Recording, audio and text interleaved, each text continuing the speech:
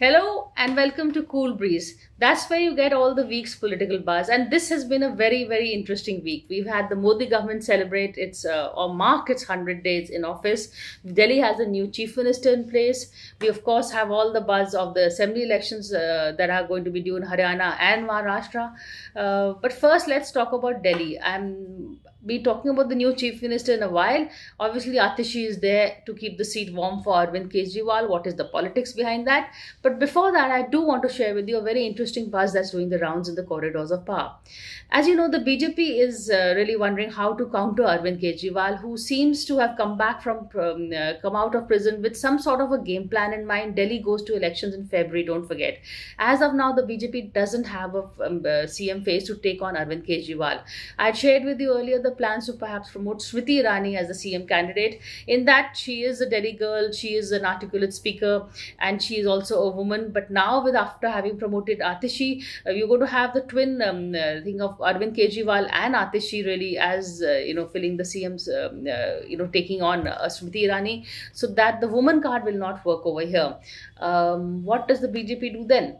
What I'm hearing is that the union government is toying with the idea of removing the partial statehood from Delhi, taking away that status and reducing it to a metropolitan city or metropolitan council or a city state, not unlike what London is.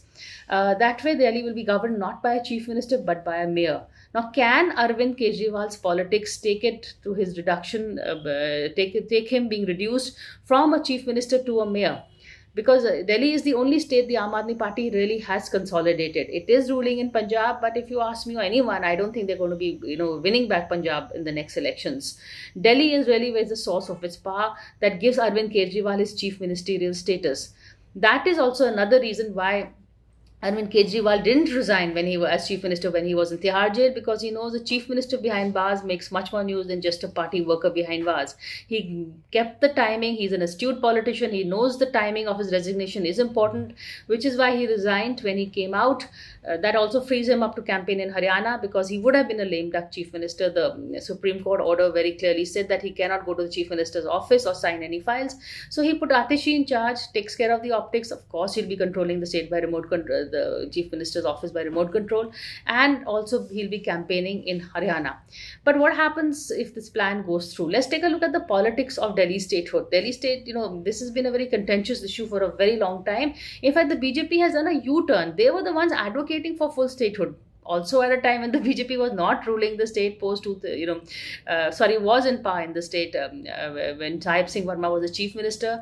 That's the time the BJP was going full guns blazing. They wanted full statehood for Delhi. In fact, in 2003, I think L.K. Advani as Home Minister did table a bill for pushing for statehood for Delhi, but that was withdrawn once they lost Delhi and Sheila Dikshit took over as Chief Minister Delhi. And since then, BJP has never come back to Delhi.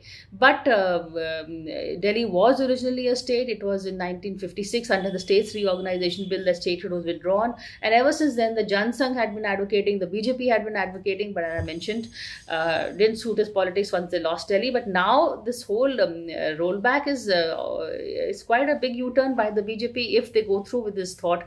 But we're going to be keeping an eye on that. Second is, of course, Atishi as chief minister. What are the politics behind that? Well, the obvious one is, of course, Arvind Kejriwal. As I mentioned earlier, it suits his politics. He loves to play the victim card. He chose the timing right to be the chief, once he came out. It's because now he's going to be in full campaign mood. I mean, his focus is Delhi. Haryana elections, yes, but he's going to be full campaign mood for Delhi elections in Feb. He, of course, wants it around the same time as Maharashtra. The government may not agree, which, of course, makes it very interesting. Gives Kejriwal another issue. If they cannot hold Delhi and Maharashtra elections together, then how are they going to hold this one nation, one poll? That is going to be another issue he can take to the people. Arvind Kejriwal's release also, I must quickly talk about the timing of that. It's very interesting. Why was he released on bail just in time for the Haryana elections, and also post the fact that the tie-up between the Congress and the Aam Aadmi Party failed? Has he been released to the conspiracy theorists? If you believe them, when they claim that he's been released to actually divide the anti-Congress vote in Haryana. So he will be campaigning against the Congress over there as much as he will be campaigning against the BJP. That also throws up a very interesting three-corner fight in Delhi later on in February. So that's also a narrative that will probably suit the BJP. But we're going to be watching this place. But apart from that, Atishi's she had been her rise is amazing. She'd been an advisor to Manish Sisodia in his education ministry. She is in fact is responsible in a large way for the success of the education ministry and the Delhi schools program. She is someone who works on the ground. Later on, when Manish Sisodia was behind bars and even Kejriwal, she held a maximum portfolios, including finance, PWD. We saw her inspecting potholes and bridges during the rains. So she is someone who's got a connect with the people of Delhi. She's a Rhodes Scholar. She's articulate. She speaks well. She's a woman at a time when all the parties wooing women the vote.